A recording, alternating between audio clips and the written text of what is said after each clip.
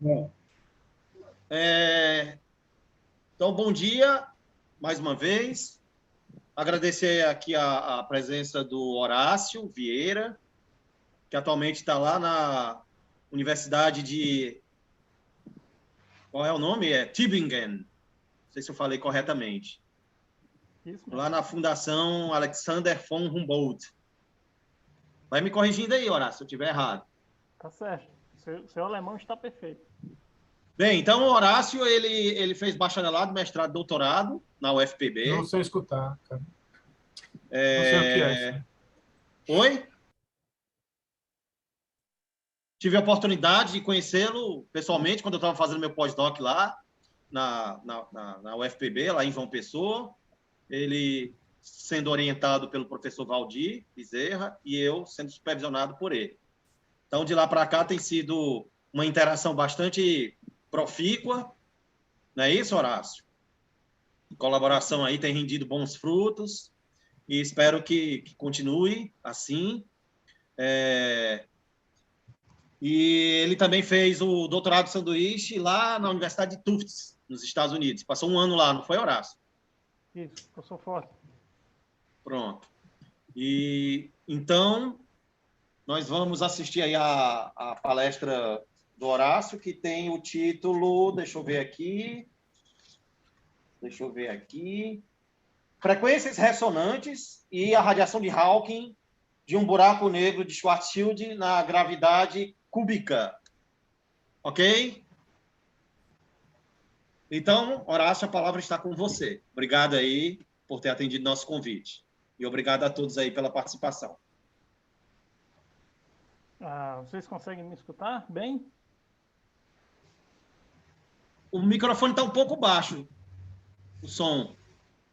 Tá um pouco baixo. Será que melhorou agora? Melhorou sim.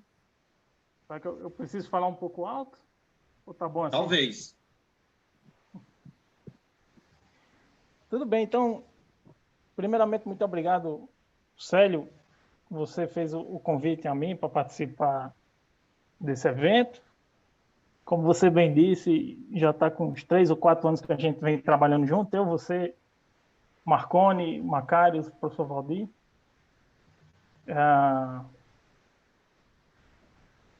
Muito obrigado pelo convite.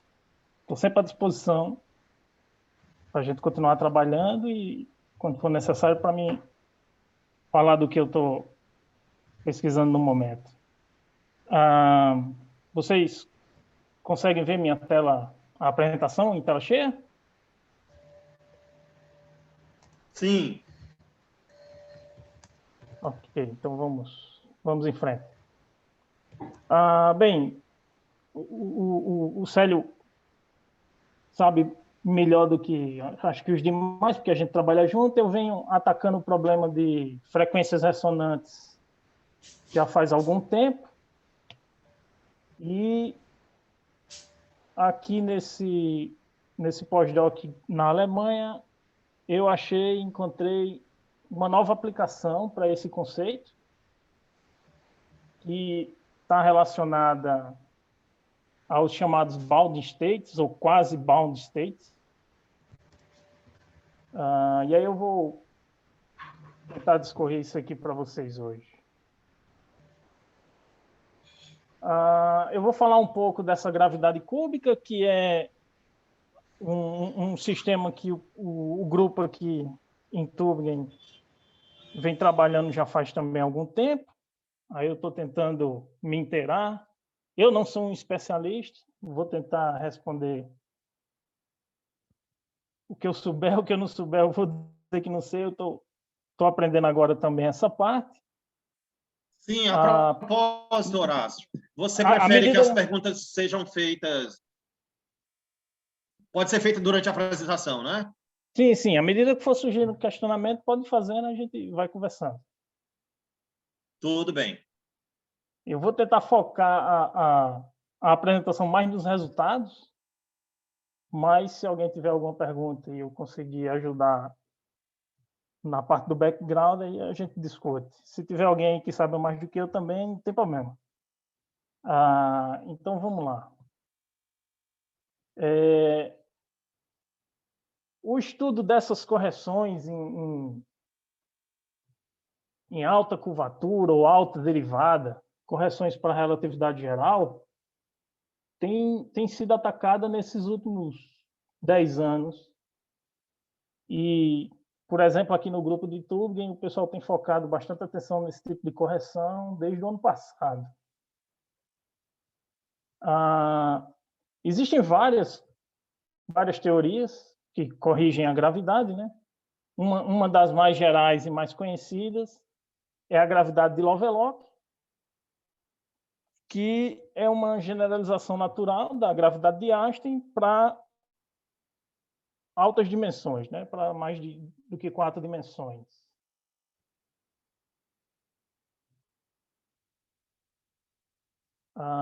Então, recentemente, né, nesses últimos 10, 15 anos, uma nova teoria, além das que já existem, foi proposta, mas dessa vez em 4 dimensões, diferente da de Lovelock, essa teoria em 4 dimensões. Porém, ela dá conta de correções na curvatura até a terceira ordem. É por isso que a gente chama de cubic gravity, né? A gravidade cúbica. Então, ela é uma teoria de gravitação que compartilha com a teoria de Einstein, por exemplo, o espectro do gráfico. E aí ela é chamada de Einstein Cubic Gravity, né? Então, ela é em 4 dimensões, mas permite uma correção no termo de curvatura até a terceira ordem, de modo que a gente pode usar essa teoria para comparar com dados observacionais e tentar achar uma explicação para alguma anomalia que a teoria da gravitação não dê conta, mas sem precisar lançar mão de ter que incorporar mais do que 4 dimensões. Então, essa Einsteinian Cubic Gravity, né, essa gravidade cúbica einsteiniana, ela admite generalizações naturais da solução do buraco negro de Schwarzschild, ou seja, soluções SSS estática e esfericamente simétrica. É por isso que eu chamei aqui o buraco negro, o pessoal chama aqui esse tipo de buraco negro dele não Schwarzschild em gravidade cúbica. O não do não Schwarzschild vai ficar mais evidente quando eu apresentar a métrica.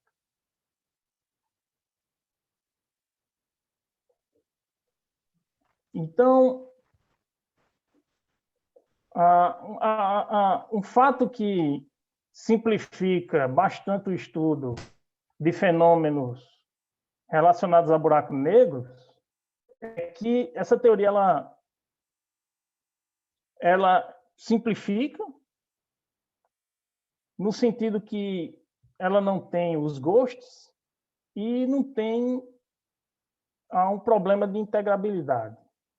Então, as equações de campo são totalmente deriváveis e elas fornecem equações diferenciais de segunda ordem, que aí você pode escolher ou determinar as constantes de integração sem muita dificuldade. Eu digo sem muita dificuldade porque, na maioria dos casos, precisa de uma boa base numérica, um cálculo numérico computacional para você fitar ou para você determinar os valores de certos parâmetros, mas é totalmente plausível e sem tantas dificuldades.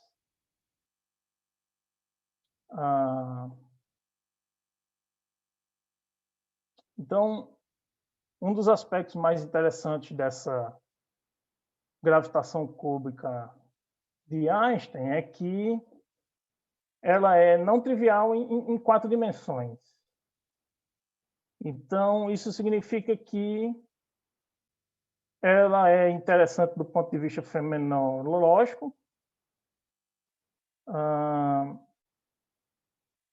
Nós não precisamos fazer redução dimensional, porque, como eu já disse, ela é em 4 dimensões, né? Então, aparecem umas coisas interessantes que nós podemos investigar do ponto de vista do fenômeno, mas sem a dificuldade de ter que trabalhar com mais do que 4 dimensões, como é no caso de Lovelock.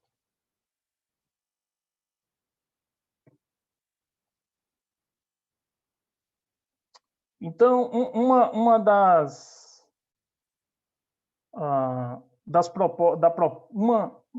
essa proposta da gravidade cúbica,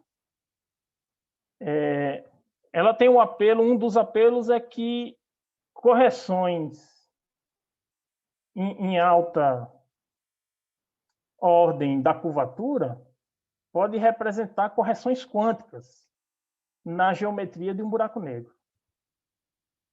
Então, isso pode ser importante, a princípio, para a gente estudar a evaporação de Hawking e alguns outros fenômenos relacionados à interação de campos quânticos com a geometria de um buraco negro. Horácio, Professor? tem uma perguntinha.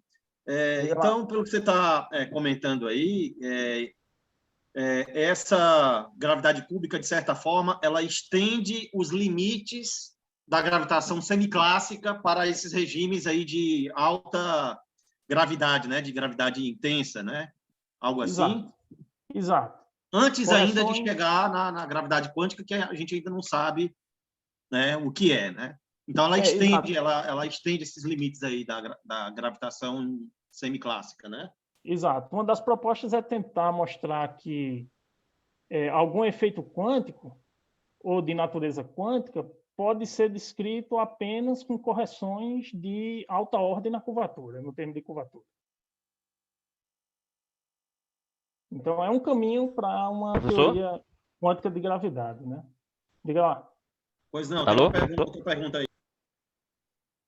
Dá para ouvir bem? Sim. Tá. Obrigado. Desculpa interromper, tá? Bem do início, na verdade, e posso fazer uma pergunta meio desconexa ou sem sentido, e eu gostaria, inclusive, da correção. Como o professor falou, essa nova teoria, ESG, ela trata na questão clássica, ou enfim, semiclássica, mas eu entendi, me corrija se eu estiver errado, ela seria uma medida, uma forma de medir, na verdade, a deflexão, por exemplo, da curvatura da luz, com mais precisão do que o próprio Einstein fez, ou do próprio a equação newtoniana. A newtoniana já está superada, né? Mas seria uma espécie de... Como seria isso para se aplicar numa nova medida de uma deflexão, enfim, como foi feito em Sobral naquele tempo, como exemplo? Isso daria uma correção mais ajustável ou não faz nenhum sentido essa aplicação? Isso classicamente falando. Não sei se foi claro. Não, entendi completamente. Não sei se eu vou conseguir responder, na verdade. Não, mas é o seguinte, essa teoria, como eu vou mostrar daqui a pouco a ação e a métrica, ela corrige a gravidade de Einstein no que diz respeito ao tensor de Riemann, de curvatura. Então, no caso de um buraco negro, nós vamos ver mais à frente que essa correção, quando você permite, quando você toma esse termo do tensor de Riemann, permitindo que ele tenha altas ordens, além da primeira ordem, num buraco negro, por exemplo, leva a uma correção do raio do horizonte de eventos. Então, assim, qualquer efeito que você tiver próximo, seja de qualquer objeto, seja um buraco negro ou estrela de nêutron, qualquer objeto compacto, que, por exemplo, aqui em Tübingen é a área forte, que é objetos compactos, eles também estudam estrela de nêutrons, por exemplo, nessa gravidade cúbica. Então, essa correção no termo de Riemann lhe permite analisar qualquer que seja um fenômeno que esteja relacionado a qualquer tipo de objeto com por exemplo, uma massa de um buraco negro ou perto disso. E aí você pode analisar qualquer fenômeno perto. Eu não fiz, ainda não vi, mas eu acredito que você possa tentar fazer, sim, o estudo dessa correção da deflexão da luz e ver se esse termo de até que ordem você tem uma correção. Por exemplo, aqui nesse espaço-tempo de não Schwarzschild, eu vou estudar até a segunda ordem, e aí vou mostrar para vocês qual seria a correção em primeira e segunda ordem. Então, a princípio, você pode aplicar isso para qualquer teoria próximo a um buraco negro, uma estrela de nêutrons, refazer qualquer tipo de cálculo, e aí você permite 1, 2, 3, 4 ordens, e aí vê qual é a correção e tenta bater com algum dado experimental, de forma que você possa explicar essa observação sem ter que partir para uma teoria de gravitação mais complicada. Tá entendendo? Então, você pode ter algum espectro que não seja exatamente o da gravitação de Einstein. Muita gente tenta corrigir isso com outras dimensões, com uma corda, como a gente viu agora há pouco, ou com qualquer outro defeito topológico, ou com qualquer outra teoria. Mas pode ser que essa correção venha simplesmente do fato de você permitir uma ordem a mais de correção na curvatura, no termo de curvatura. Entendi. Tá Entendi. certo? Perfeito. Perfeito. Bacana. Obrigado. Ok, então... Horácio, Diga lá. qual a diferença crucial aí? Porque tem aquelas teorias de gravidade F de R, né? Que F de R será uma função de R. Né? É um caso particular essa cúbica? Não, ela é um pouquinho diferente da teoria, porque eu vou mostrar daqui a pouco a ação. A teoria de FDR, o pessoal... Eu também tenho uns trabalhos em FDR. Geralmente a gente coloca um termo proporcional ao escalar de curvatura de Hitch, né? Ao escalar de curvatura. Nessa daqui, eles partem desde o começo com uma correção no tensor de Riemann. Ou lá na ação com o tensor de Riemann. Então, de certa forma, é uma teoria relacionada ao escalar de curvatura, só que um pouquinho diferente, né? Okay. Eu não sei se em algum momento você tem uma compatibilidade. Talvez sim, mas eu ainda não estudei essa parte. Qual escolha em uma equivale à escolha na outra, né? Beleza. Então, dito tudo isso, o que é que eu vou fazer aqui, né? Eu vou estudar a radiação Hawking e depois os estados ligados, né? Ou quase ligados, os Baldwin states. E no final eu vou plotar as funções de onda para a gente verificar se a teoria está correta e qual a implicação dessas correções. Então, falando um pouco da aplicação, nós vamos investigar os Baldwin states, que são soluções de equação de movimento, quando essa solução tende a zero no infinito. Impondo essa condição de fronteira, então a gente calcula o espectro das frequências ressonantes. Esse espectro ele é complexo, ou seja, são frequências, são energias complexas, tem uma parte real e uma parte imaginária. Como a professora Zadé falou agora há pouco, ele se assemelha, o Baldwin state se assemelha ao quase normal mode, mas eles são diferentes na condição de fronteira no infinito. Os quase normal modes, no infinito, eles são out, e no nosso caso, o Baldwin state no infinito tem que tender a zero. Isso significa que as partículas têm que ficar lá perto do horizonte. Não pode ter partícula no infinito. A densidade de probabilidade tem que ser zero no infinito, ou seja, as partículas têm que ficar ligadas, assim como o elétron fica no átomo de hidrogênio. É por isso que a gente chama de bound states ou quase bound, ou quase porque são frequências complexas, né? São irmãs dos quase normal mods, só que com uma pequena diferença em uma das condições de fronteira, de contorno, né? Ok, então isso significa que o fluxo de partículas no bound states, esse fluxo cruza a superfície do horizonte de eventos e as partículas entram no buraco negro, elas ficam ligadas ao buraco negro. Ok, então aí eu acho que aqui dá para exemplificar ou responder as duas perguntas agora. Então, a ação dessa gravidade cúbica é dada por essa expressão 1. Eu não sei se o Hennigan e o Postman foram os primeiros, mas eu utilizei esse artigo como referência porque, para mim, eles fizeram da forma mais didática, mais explicativa e mais detalhada. Não sei se eles foram primeiros, mas esse artigo do Hennigan, para mim, é o que melhor descreve essa gravidade cúbica. Nós temos o R, que é o escalar de Ritchie, sem correções do tipo f de R, é simplesmente o R.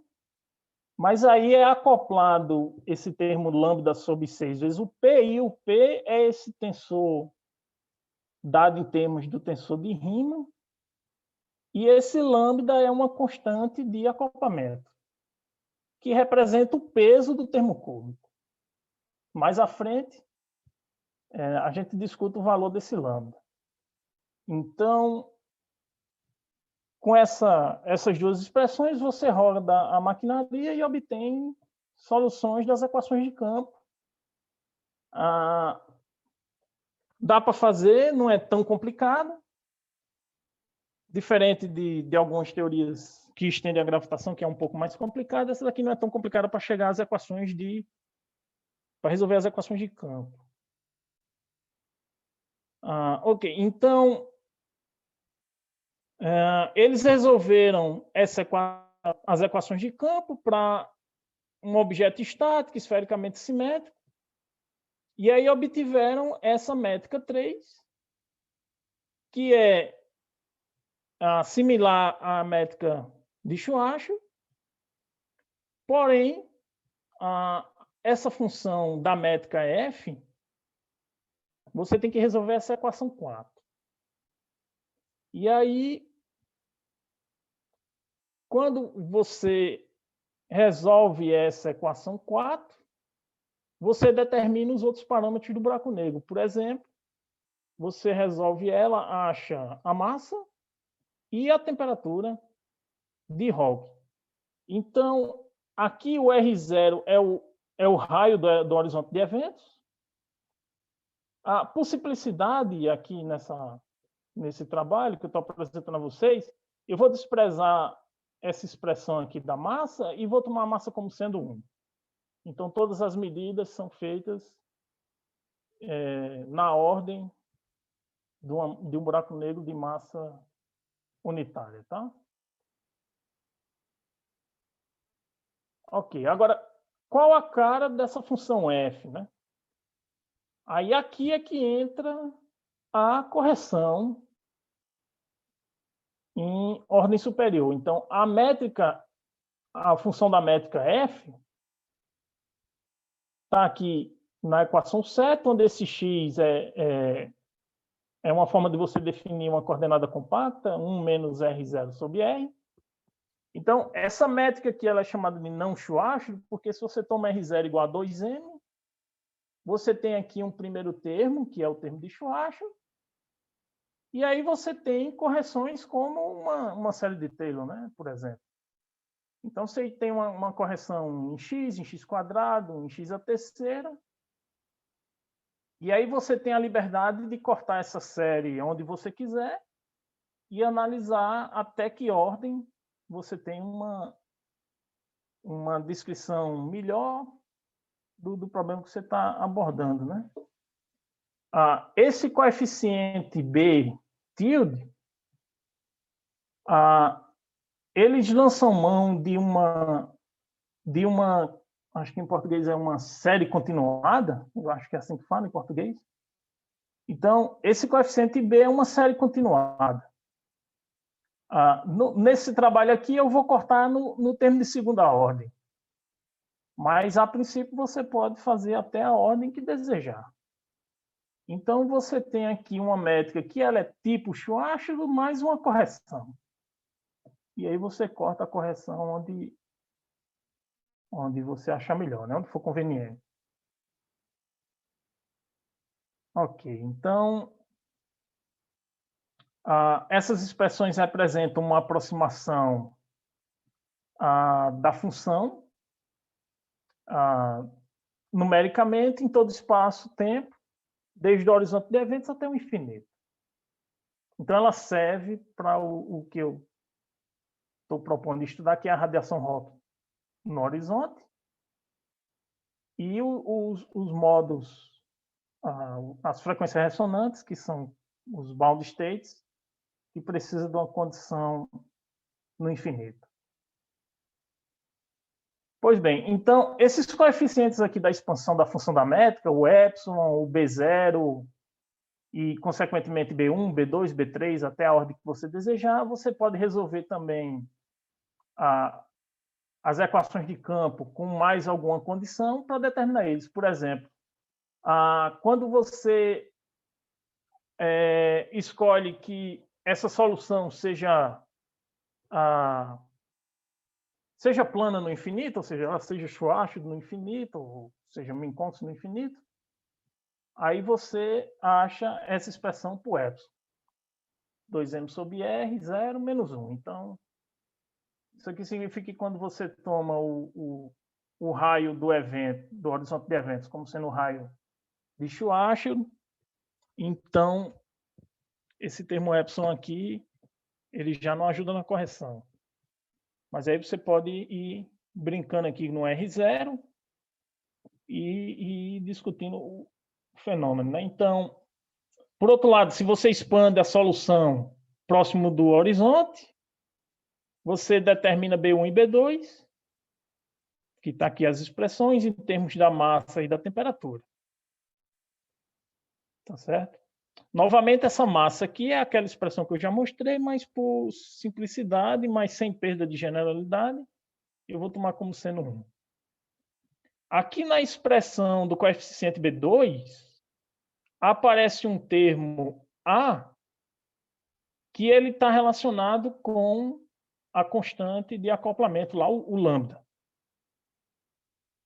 A relação entre o A e o lambda é dado por essa equação aqui, 14.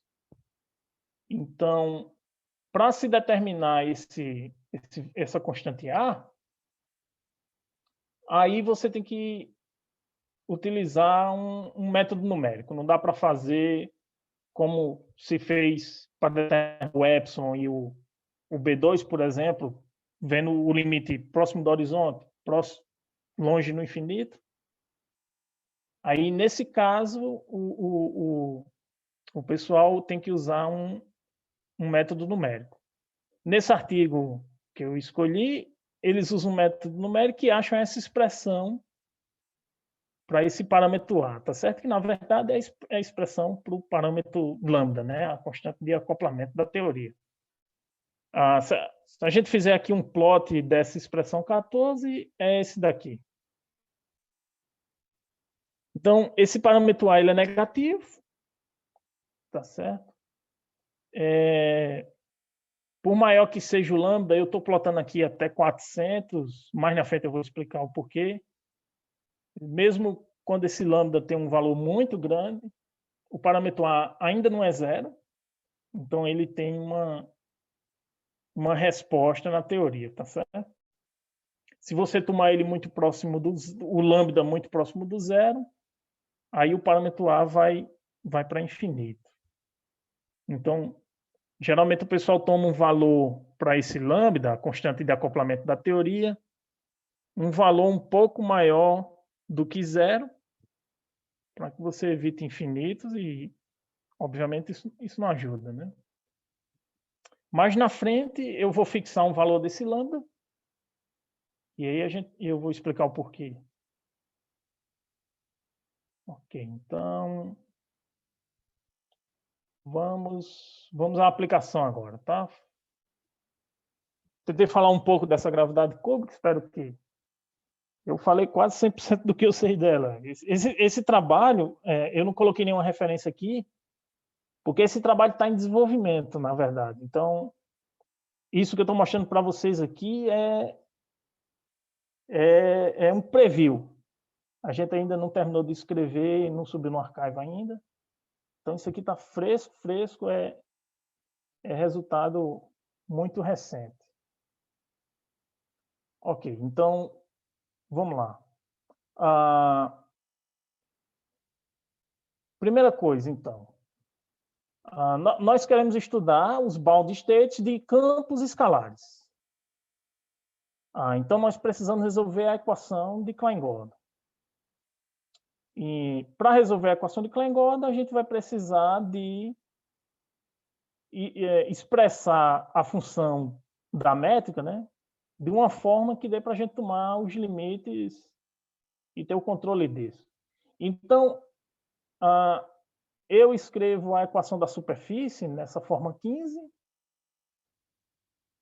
e aí a gente tem que resolver essa equação cúbica aqui para achar essas três soluções aqui, raízes. Mas acontece assim, isso daqui é só um artifício matemático, tá certo? Esse espaço-tempo, ele de fato só tem um horizonte, que é o R0. Porém, para a gente poder resolver a equação de movimento, nós precisamos expressar essa equação de superfície de uma forma matemática que simplifica os cálculos, e a melhor forma até agora que eu encontrei foi essa. Então, aqui, o único horizonte que tem uma interpretação física é o horizonte R0, que a gente pode chamar ele de um horizonte exterior, de um tipo Schwarzschild, e esses outros horizontes R1, essas outras raízes, né, R1, R2 e R3, são singularidades aparentes. Tá certo? Aparentes no sentido de que elas não têm um significado físico. Como, por exemplo, na relatividade de Einstein padrão, usual, um espaço-tempo do tipo anti-de Sitter, você geralmente tem três soluções, uma é física, outras duas não são, né? Num de Sitter você tem 4 soluções e 2 são físicas e 2 não. Então, eu estou usando esse mesmo artifício matemático aqui, tá certo? Então, isso, claro, significa que eu tenho agora uma restrição nos valores dessa constante de acoplamento lambda, né? Então, quando a gente tomar o R0, o raio do horizonte de eventos, como 2m, por exemplo, para comparar com Schwarzschild, significa que o lambda ele tem que ser escolhido entre 12 e 23. Isso é para que eu tenha esse R1 menor do que R0. Isso é para garantir que o R0 continua sendo o horizonte exterior. E aí o R1 vira uma espécie de horizonte interior, mais aparente. Então toda a física acontece em R0, tá certo? Nesse artigo também o pessoal discute que uma das melhores correções, por exemplo, para os modos normais, para os modos quase normais e para a termodinâmica e para outros problemas que eles analisam naquele artigo, é quando o R0 tem esse valor de 6.038. Então, quem ficar interessado, dá uma olhada lá naquele artigo, e aí eles utilizam esse valor de R0 como 6.038, que é uma escolha boa para o que eles estão estudando lá. Então, eu também vou utilizar esse valor aqui para ver o que acontece com os bound states, mas isso significa que o lambda, aí ele tem que ser grande. tem que estar lá no final daquele gráfico que eu mostrei agora há pouco. Tem que estar entre 350 e 400. Eu vou tomar o valor dele entre 363 e 400. Novamente, isso para que a gente tenha um R1 menor do que um R0, ou seja, para garantir que R0 é o único horizonte de eventos desse espaço-tempo, tá? Ok, então, a equação de Klein-Gordon, para a gente estudar a interação de campos escalares com essa métrica, com esse espaço-tempo. Aqui nessa apresentação eu vou focar em partículas sem massa, caso mais simples. Com massa também pode ser feito, só que aí é um pouco mais complicado.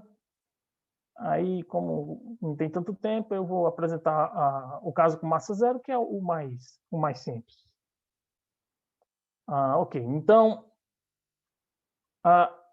eu também estou considerando a equação de Klein-Gordon com uma constante de acoplamento 1/6, ou seja, é um acoplamento não mínimo, né? É o acoplamento conforme. Aqui está uma expressão para o escalado de Ritch em termos dos horizontes. E aí nós precisamos, então, resolver a equação de Klein-Gordon. Para isso, a gente define aqui uma função de onda, como usual. A gente tem um U de R, a solução radial, que é o que a gente precisa encontrar. O Y e LM são os harmônicos esféricos, é a solução angular, então a gente não precisa se preocupar com a parte angular.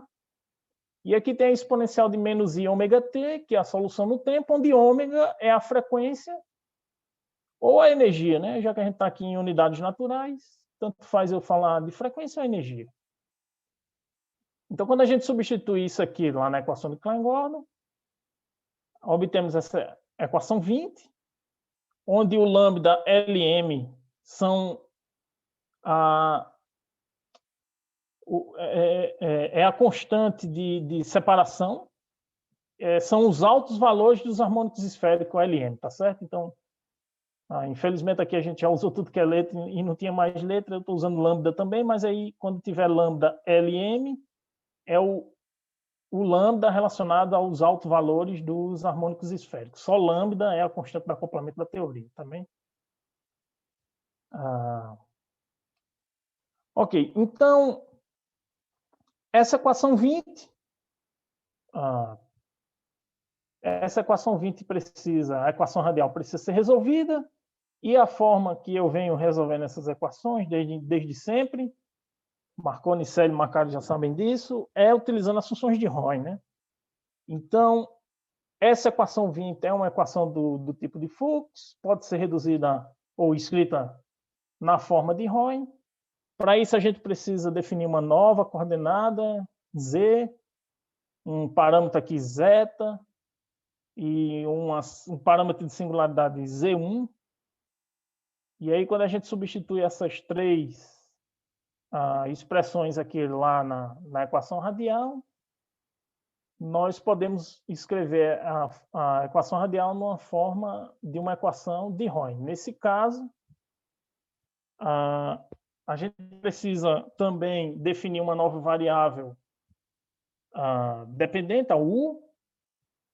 A função radial a gente escreve dessa forma aqui, da equação 24. Esses coeficientes A1, A2 e A3 são os valores dos expoentes em cada uma das singularidades. Nesse caso aqui, a gente transportou as singularidades R0, R1, R2 e R3 para os pontos 0, 1, Z1 e no infinito. É isso que a gente faz com essas transformações, tá certo? É uma transformação que carrega as singularidades para os pontos, no caso, que são as singularidades da função de Roy. Esses coeficientes A1, A2 e A3, eles podem ser positivo ou negativo. Você pode escolher eles mais ou menos, que funciona, satisfazem a equação 24. Então, aqui você tem que escolher positivo ou negativo. Então, essa escolha vai ser guiada pelo que você quer examinar. Então, como eu estou interessado no estudo dos bound states, eu vou escolher esses coeficientes A1, A2 e A3 com sinal negativo. E aí, mais na frente, vai ficar claro o porquê. Tá certo? Pois bem, então, substituindo tudo isso lá na equação radial, nós chegamos nessa equação 28, que, na verdade, é uma equação geral de Roy. E aí a solução analítica é dada em termos de uma combinação linear de duas funções gerais de Roy. Então, como é uma combinação linear, tem uma constante 1, uma constante 2 que vai ser determinada quando a gente puser as condições de fronteira. E esses coeficientes aqui, alfa, beta, gama e delta, são dados em termos desses expoentes das singularidades, A1, A2 e A3. Eu não coloquei aqui a expressão completa porque são um pouco extensas e aí eu coloquei de forma compacta, tá certo? Então, essa é a solução analítica exata da equação de Klein-Gordon nesse espaço-tempo. Aqui estão os outros parâmetros e agora vamos para a aplicação, tá certo? Então, vamos lá. Então, para estudar a radiação Hawking, nós precisamos obter as soluções de onda que descrevem as partículas escalares na vizinhança do horizonte de eventos exterior do buraco negro, né? Essa forma de derivar a função, as funções de onda, as soluções de onda, nós apresentamos pela primeira vez, eu, o professor Valdir e o Célio, num artigo em 2014, quando o Célio falou agora há pouco, quando a gente se conheceu, quando ele estava lá na UFPB fazendo pós-doc. E essa foi a primeira vez que a gente obteve a radiação Hawking a partir das soluções dadas em termos de Roy. Então, utilizando a expansão das funções de Roy, quando o Z vai a zero, ou seja, quando o raio vai no horizonte de eventos, aquela solução radial tem esse comportamento assintótico, onde essas constantes C1 com til e C2 com til incorporam aquelas constantes C1 e C2 com outras constantes que aparecem nesse limite, tá certo? Então, para estudar a radiação Hawking, a gente não precisa, por enquanto, eliminar nenhuma dessas duas constantes, porque o estudo da radiação Hawking inclui as duas ondas. Porque uma onda é a ingoing, a que entra, e a outra é a outgoing, que é a que sai. E aí, quando a gente inclui o parâmetro do tempo, está aqui as duas soluções. Então, a solução C1 é a função 1, a solução C2 é a onda out. Aqui está a expressão delas duas. Então, essas expressões aqui, 39 e 40, a gente obteve a partir da solução geral dada em termos de Roy, e elas são compatíveis com as soluções obtidas pelo Hawking lá nos anos 70, onde ele utilizou teoria quântica de campos. Esse aqui é um jeito mais simples da gente chegar na solução das soluções de onda de Hawking, tá? Pois bem, então esse kappa aqui na solução é a aceleração gravitacional, que está aqui a expressão, de modo que o coeficiente A1, como a gente escolheu o sinal negativo, ele é menos esse termo 1 sobre 2K vezes a frequência ômega, né? Então, a partir dessa solução alta, a gente calcula, por exemplo, a probabilidade relativa do espalhamento e o espectro da radiação Hawking, que é um espectro do tipo de um corpo negro, né? Um espectro térmico. Essas aqui não são soluções novas, são as soluções originais de Hawking, só que nós obtivemos a partir de uma solução exata nessa teoria semiclássica, a partir de uma solução geral em termos das funções gerais de Roy, tá certo? Pois bem, Bound states. Então, para investigar os bound states, que são soluções de equação de movimento que tendem a zero no infinito, nós precisamos calcular o espectro das frequências ressonantes. Então, esses bound states são estados ligados. Na literatura tem quem se refira a eles como quase bound states, ou como quase stationary levels, ou seja, níveis de energia quase estacionários, porque são completos, ou como ressonância, ou resonant frequency, tá certo? Então, é possível você derivar uma equação para obter essas frequências a partir das soluções da equação radial nos dois diferentes regimes assintóticos, próximo do horizonte ou longe no infinito. O que o pessoal tem feito desde então como eles como a maioria dos trabalhos, o pessoal não resolve a equação de Klein-Gordon de forma exata, eles tomam um limite próximo do horizonte, acham a solução. Tomam um limite próximo, longe no infinito, acham outra solução. E aí usam um procedimento para fazer o matching dessas duas soluções numa região em comum. O que eu estou propondo a gente fazer agora, já que nós temos a solução exata, não precisa achar duas, a gente tem a solução e ela é válida em todo o espaço-tempo, então eu vou utilizar as funções de Roy para derivar uma expressão para essas frequências bound states. Tá? A primeira vez que a gente fez isso foi o professor Valdir, num artigo, acho que de 2016. Nesse artigo aqui tem a descrição geral do método. Só que agora a gente vai particularizar ele porque a gente vai escolher. Então, assim, nesse artigo aqui a gente descreve a forma geral e aí você pode escolher aqueles coeficientes positivo ou negativo, dependendo do que você quer estudar. Eu escolhi eles com sinal de menos porque eu preciso que essa onda seja zero no infinito. Ok, então, a primeira condição de contorno, a primeira condição de fronteira é que a solução radial tem que descrever partículas ingoing no horizonte, ou seja, partículas que entram, que se ligam ao buraco negro. Então, para que a gente tenha uma solução desse tipo, basta escolher a constante C2 igual a zero, lá na radiação Hawking. Então, a gente vai ter ondas 1, somente a onda 1. Uma coisa interessante dessa condição de fronteira é que os estados, os bound states, eles têm frequências com a parte imaginária negativa. Ou seja, são frequências que decaem à medida que o tempo passa.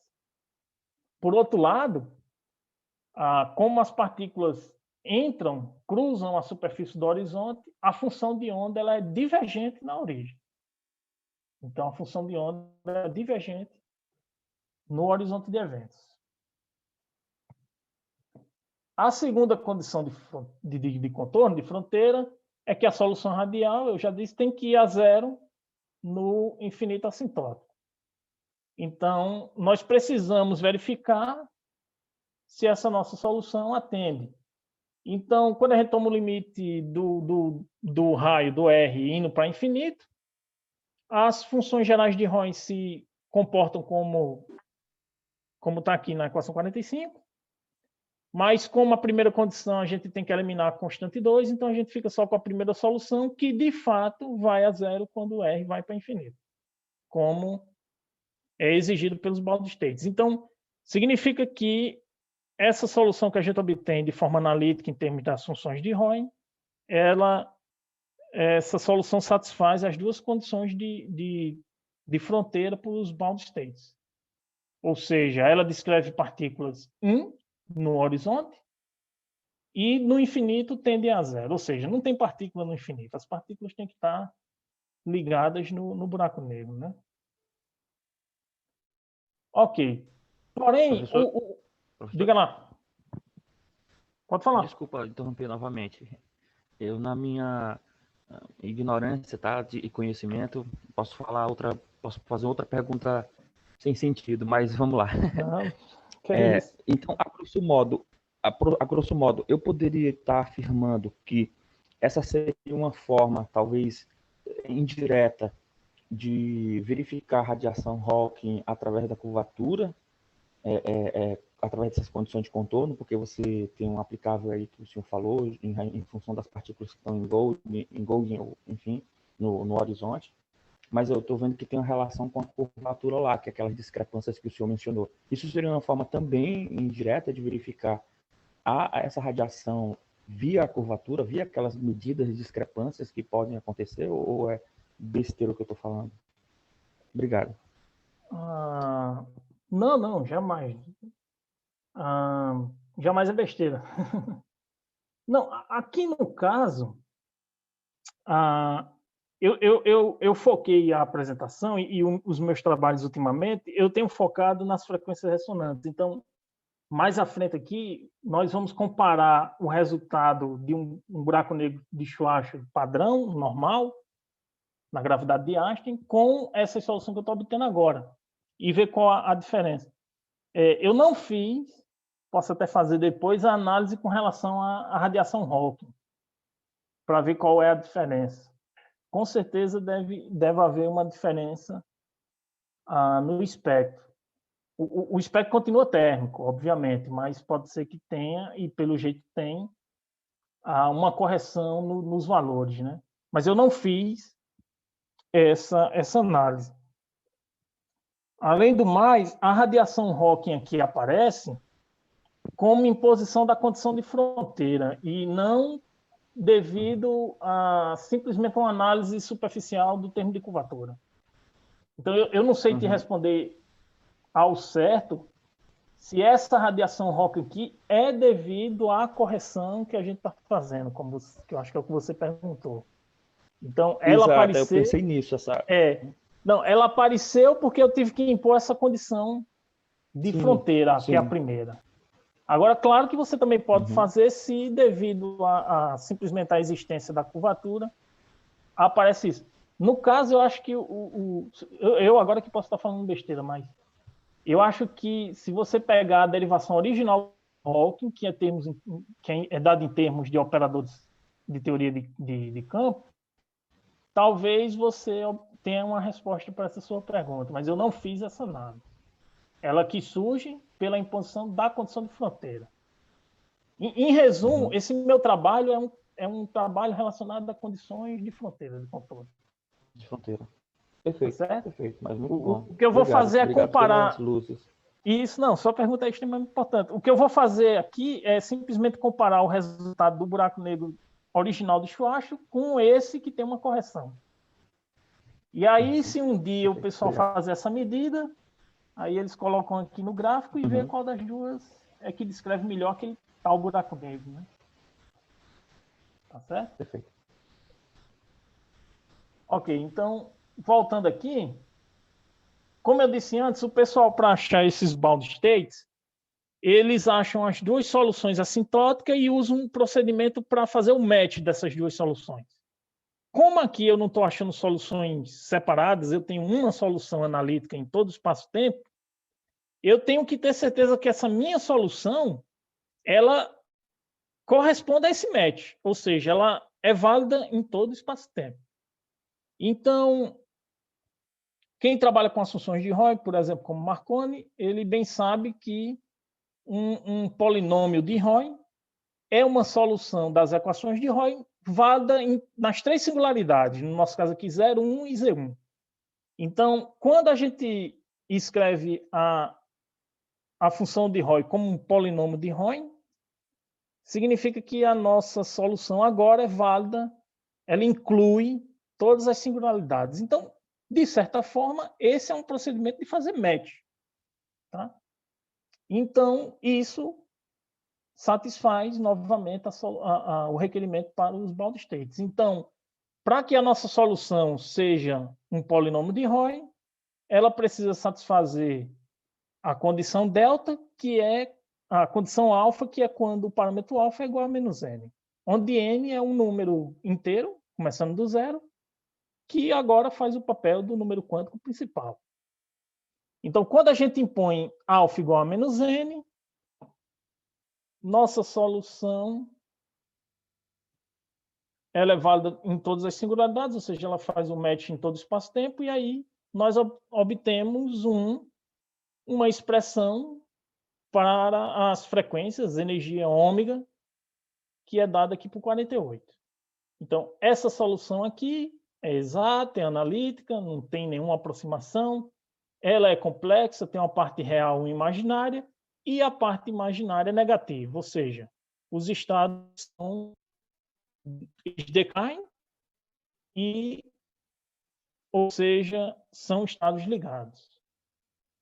Então, esse é o espectro desses estados quase estacionários para partículas escalares sem massa, caso mais simples, nesse buraco negro não Schwarzschild, numa gravidade cúbica. Aí agora a gente compara os resultados.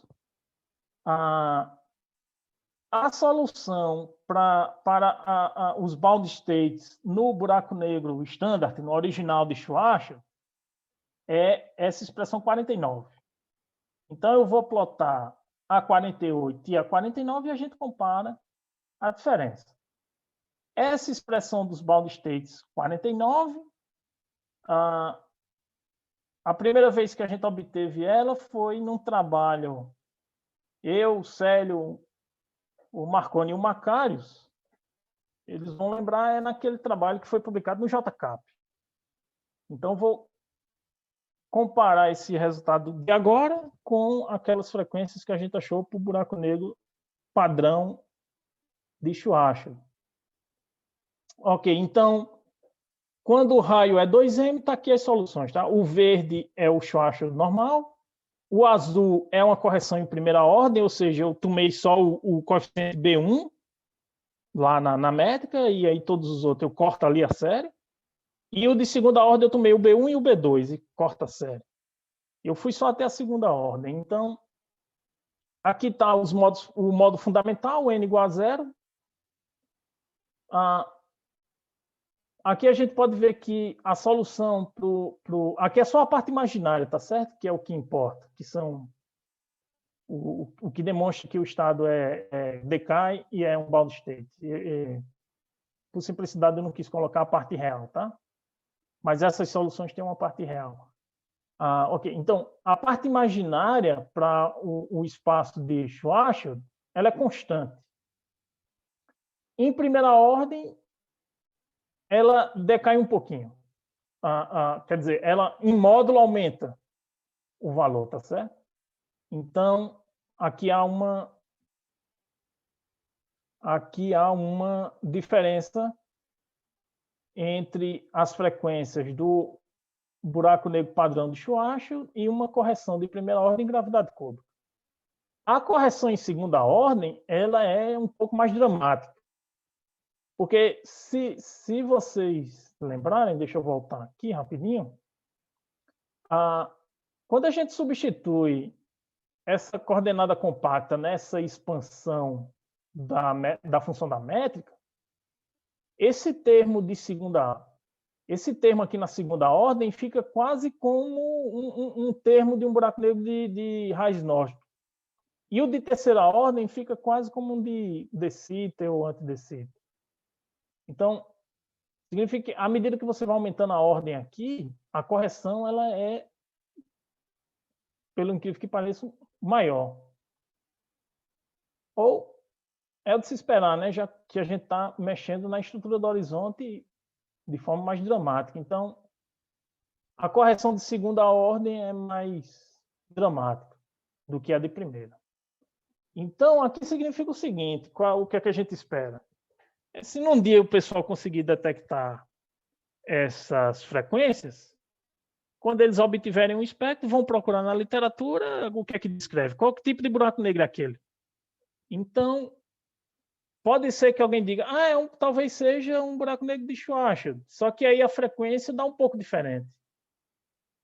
Aí dizer, não, então não bate. Ah, então vamos lançar mão de 2, 3 dimensões, matéria escura, energia escura ou qualquer outra coisa do tipo, uma corda no meio do caminho, um monopolo. Mas pode ser que, na verdade, seja só uma correção em primeira ordem na gravidade cúbica. Então, esse é um trabalho extremamente teórico, mas a gente deixa aqui já os valores e um comportamento a ser analisado quando tiver dados astrofísicos, né? Experimentais, detecção. Professor Horácio? A ordem de Diga lá. grandeza dessa diferença aí. Oi? A ordem de grandeza dessa diferença de um Schwarzschild para esse caso aí seria o quê? Só para ter noção se é uma correção muito pequena, detectável ou não. Tu chegou a... Tá. Eu esqueci de dizer isso. Muito obrigado, Giovanni.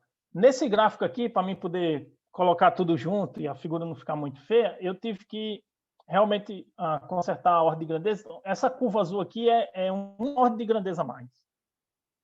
E a vermelha são 3.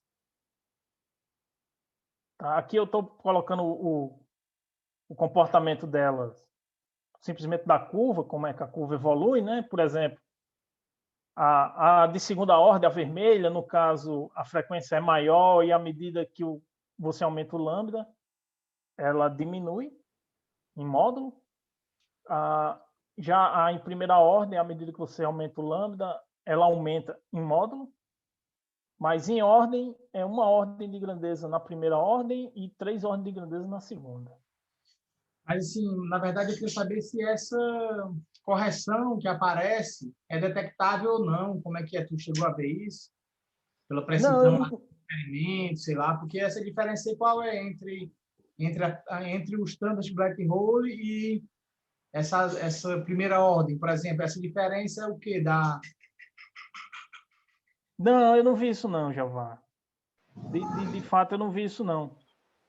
Posso complementar essa pergunta, professor Horácio? Na verdade, eu acho que a gente ainda não tem nem essa detecção. Né? A gente conseguiu tirar uma foto de um buraco negro, mas a gente ainda não conseguiu processar, de fato, essa informação. Né?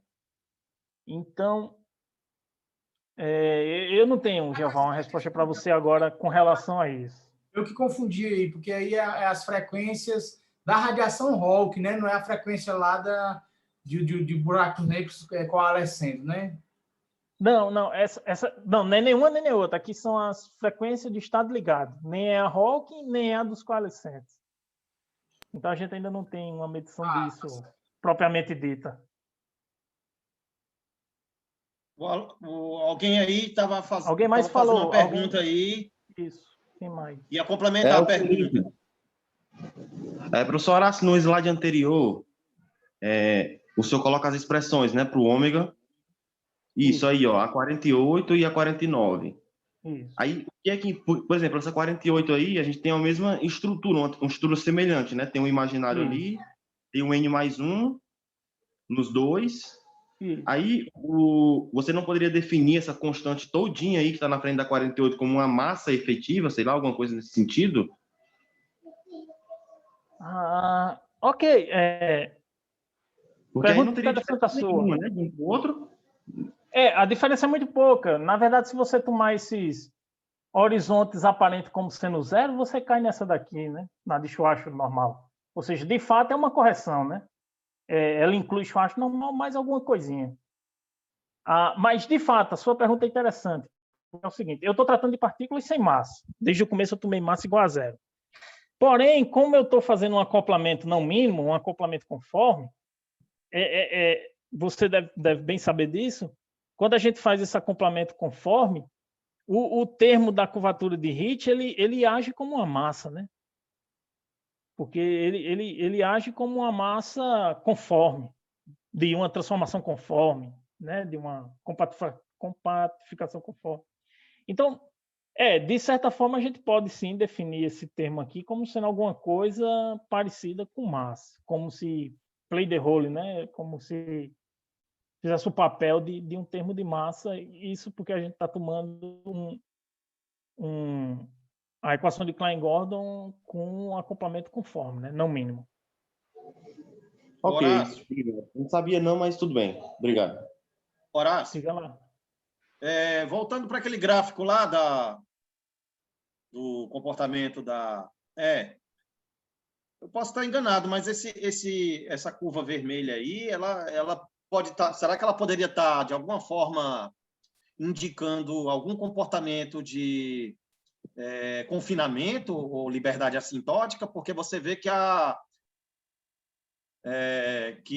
o acoplamento, né, ele diminui, a consta de acoplamento diminui enquanto que a energia aumenta, né? E vice-versa, né? Quando a consta de acoplamento aumenta, a energia diminui, né? A menos que a gente não interprete de forma adequada essas frequências como energia, né? Porque elas são imaginárias, né?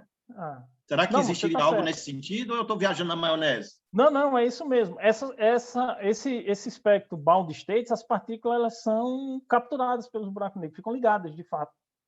Então, o que, na verdade, essas curvas aqui eu consigo interpretar, e mais na frente, quando a gente olhar a função de onda, é que, à medida que a gente aumenta a ordem de correção, na verdade, as partículas vão ter mais energia para se ligar logo ao buraco negro, para ser engolido o mais rápido Pois possível. Assim exatamente. É porque eu estava pensando lá na interação forte, né? Porque esse comportamento, ela se assemelha muito ao que acontece na interação forte, né? Da liberdade assintótica, que a constante de acoplamento ela diminui com a energia, não é isso? E vice-versa, né? A constante de acoplamento ela aumenta com a diminuição da energia, né? Isso mesmo. Acho que pode se pensar também assim. Ok, então, aqui, ó, esse outro gráfico é para o raio do horizonte de evento 6.028, como eu disse lá atrás, é um valor mágico que o pessoal nesse artigo lá que descreveu o buraco negro originalmente, eles estudaram uns fenômenos lá e acharam esse valor que é perto do valor ISCO e tal, e que é um valor-chave na teoria. Aí eu também coloquei aqui. Então, aqui fica um pouco mais visível que a correção em primeira ordem ela aumenta em módulo, né, em relação ao original, e que, como o Sérgio bem falou agora também, a segunda ordem ela é mais dramática ainda para esse valor de horizonte. Tá certo?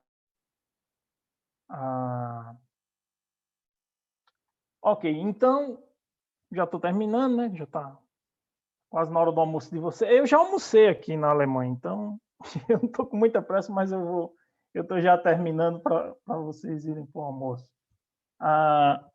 Ok, então para finalizar aqui, a gente só precisa analisar a função de onda. Então, a solução geral da equação radial está aqui, só que aí, como a gente impôs a condição de fronteira que as funções de Royn têm que se reduzir a um polinômio, aqui estão os polinômios gerais de Royn. Então, eu não coloquei aqui nos slides a maquinaria, que aí é extensa demais, mas aí a gente determina esses polinômios, eu determinei n igual a 0, n igual a 1, ou seja, o estado fundamental e o primeiro excitado, para a gente ver como é que fica. Então, aqui tem uma constante de normalização também que a gente pode calcular, como na mecânica quântica, impondo uma terceira condição de fronteira, tá certo? Ok, então os resultados são esses aqui. Quando o R0 vale 2m, o verde é o Schwarzschild padrão, o azul primeira ordem, vermelho segunda ordem, tá certo? A linha contínua é a função de onda do estado fundamental, a tracejada é do primeiro estado excitado e a pontilhada é do segundo estado excitado, que na verdade aqui tem uma degenerescência, tá certo? Porque essa constante, esse número quântico m, ele vai de 0 a n. Então, quando n é 1, a gente tem duas funções de onda que explica aqui nesse nível, tá certo? Mas elas são, vou logo avisando, um pouquinho diferente do comportamento da mecânica quântica usual lá de Schrödinger, tá certo? É uma degenerescência, mas um pouquinho diferente. Ok, então aqui, ó, o verde, aqui está a função de onda. Claro, a função de onda a gente não detecta de fato. Ninguém olha a função de onda, né? A gente procura os níveis de energia, ninguém está procurando medir função de onda. Mas aqui eu plotei a função de onda ao quadrado, o módulo quadrado dela, que é a probabilidade. Isso aqui é mais um cheque do método. Porque para que as frequências sejam bound states, ou seja, as partículas fiquem estacionárias lá no buraco negro, sejam capturadas, é preciso que vá a zero no infinito, ou seja, a probabilidade tem que ser zero no infinito. E aí esse gráfico aqui mostra que, de fato, logo depois que as partículas aqui, o raio é um pouquinho depois do buraco negro, a função de onda, a densidade de probabilidade já é zero, então, de fato, as nossas funções de onda têm um comportamento requerido. Aqui, no caso, a gente pode ver a diferença entre a correção de primeira ordem e aqui a de segunda ordem. Novamente, tá? Essa correção de primeira ordem aqui, para mim poder botar tudo num gráfico só, para não ficar um monte de figura, as linhas azuis estão multiplicadas por 1000. E a linha vermelha está multiplicada por 1 milhão. Então, assim, a princípio, esse gráfico não ficou bom, eu vou ter que corrigir. A gente pode pensar que essas duas linhas vermelhas tracejadas e pontilhadas não vão a zero tão rápido, mas na verdade vão, é porque aqui eu tive que juntar ela para poder colocar num gráfico só. No artigo a gente tem a liberdade de fazer várias figuras aqui para não ficar muito extenso. Eu fiz só uma, mas de fato eu adianto que em todos a primeira e a segunda ordem, a correção de segunda ordem, elas vão a zero bem próximo do horizonte, então tem um comportamento adequado. Aí, aqui é a densidade de probabilidade, né? Se a gente pudesse medir isso aqui um dia, eu espero que você pudesse medir que essa diferença que aparece aqui também. Quando o raio vale 6.028, aqui estão as funções de onda. Novamente, eu tive que compactificar elas para poder caber junto no mesmo gráfico. Aqui tem também quase 1 milhão de diferença de ordem. O gráfico também não ficou 100%, eu vou ter que melhorar isso aqui, mas vocês podem ver que, por exemplo, no caso de Schwarzschild, que é o verde, a função ela para aqui num determinado ponto. Isso significa que a partícula entrou, tunelou para o buraco negro. Esse aqui é o valor máximo da função de onda no limite do raio aqui em 6. Ou seja, quando a partícula chega no valor 6.028, nem o matemático, nem o MEP sabe o que acontece. A função de onda simplesmente para porque a partícula entra, né? Tem um outro artigo do Dolan, professor lá de Saltingham, se eu não estiver enganado, ele escreve as funções de onda para os estados bound states em termos de uma coordenada do tipo de Kerr. Aí é como se você fizesse uma continuação analítica para dentro do buraco negro, aí a sua função de onda passa a ser bem comportada. Então, você consegue ver o que acontece se, por exemplo, alguém estivesse dentro do buraco negro e estivesse recebendo essas partículas, tá certo? Isso é possível ser feito, é só utilizar umas transformações de coordenada do tipo de Kerr. Ok, mas isso aqui mostra que a nossa função de onda tem um comportamento requerido pelos bound states, ou seja, ela é divergente no horizonte e vai a zero no infinito. Ok, as energias as decaem, tem a parte imaginária negativa e por aí vai, né? Então, para terminar aqui, eu fiz só um resumo. A princípio, a gente achou aqui as soluções da equação sem massa de Klein-Gordon com acoplamento não mínimo nesse buraco negro em gravidade cúbica. Nós estudamos alguns fenômenos relacionados à solução radial, que é a radiação Hawking e os bound states. E aí a gente plotou aqui os gráficos, mostrando que a função de onda descreve de fato os bound states, tem um comportamento requerido, e fica a correção em primeira e segunda ordem para ser comparada com dados futuros, né?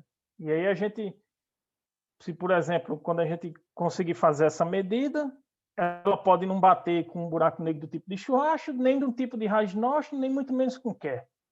E aí vai ficar a pergunta na hora, que buraco negro é esse? Pode ser que seja simplesmente um buraco negro desse tipo, com uma correção de alta, uma correção na curvatura, nessa teoria cúbica, né? Tem também a teoria quártica, e eu também já vi outros artigos também sobre isso. E aí você pode aumentar a correção, o número de constantes lá na sua expansão, a ordem, né? Aumentar a ordem, e aí ver qual é a diferença entre os espectros e, quem sabe, um dia poder comparar com aquilo que for medir, tá certo? Então, eu preciso agradecer a quem paga as contas, que é a Fundação Alexander von Humboldt. A CAPES também compartilha essa bolsa aqui comigo, com a Alexander von Humboldt para mim. Muito obrigado novamente a Célio, Marconi e Macarius pelo convite. E se alguém tiver mais alguma pergunta, estou aberto até. Muito obrigado. Ok, pessoal, vamos ligar os microfones aí, agradecer aí a palestra do Horácio. Dado o avançado da hora aí, vamos permitir no máximo 2 perguntas, viu, gente? Professor, é só uma rapidinho. Aquele R lá, o senhor disse que é mágico, né? Em 6. Aquele R é o raio de Schwarzschild ou é um raio de você? Que parâmetro foi usado para esse raio? O que é esse raio? E esse tem R0? alguma descrição do porquê da magia do número 6? Porque fixou. É o R0 lá, quando ela faz os gráficos plotados, digamos, explodirem, vamos dizer assim, ele sofre uma curvatura drástica. Lá quase na última final. Sim. Gráfico, na parte gráfica. O R0 é a medida R0, do horizonte de eventos da teoria, tá certo? E aí você pode fixar o seu horizonte aonde você bem quiser analisar. Então, nos artigos que discutem isso, eles começam o R0 por um valor 2m, que é o raio de Schwarzschild. E aí você pode ir aumentando esse R0. 3m, 4m, 5m, e por aí vai. Esse valor mágico aqui de 6.028 é simplesmente o valor que a teoria, que essa teoria cúbica, ela bate com as previsões, com os dados ISCO, com as medidas ISCO. Então, nesse artigo que eu cito lá no começo, eles analisam esse R0, 2m, 3m, 4m, 5m, 6, 7, até 10, eu acho. Só que aí eles acham uma compatibilidade entre as teorias normal de Einstein e a de Einstein cúbica para esse valor de R0. Então, eu utilizei, porque quando eu terminar de escrever o artigo, claro, eu vou tentar comparar com os resultados dele, tá certo? Então, simplesmente esse valor 6.028 é porque eles reobtêm a momento angular, órbita ligada, espalhamento, modos quase normais, como um valor ISCO de 6m, por exemplo. Entendi. Vai ficar disponível as palestras, esses arquivos, o pessoal que organizou? Vai, né? De qualquer forma, obrigado. Nada. E aí, pessoal? Eu tenho só uma última pergunta. Diga lá. Horácio, aquele paper do primeiro que você citou aí, do Mann e outros, que eu acho que você está se baseando nele, que apresenta a gravidade cúbica, né? Eles também apresentam outros tipos de solução que não com simetria esférica, né? Eu acho. Tem simetria de toroide e simetria hiperbólica, né? Que o horizonte de eventos ele assume. E você pensa em aplicar esse método aí para para esses outros tipos aí de simetria? Sim. Já tem artigo citando eles, fazendo baixa rotação. Tem outro que é um termo que desempenha um papel da constante cosmológica, que aí você não precisa botar na mão, ela aparece.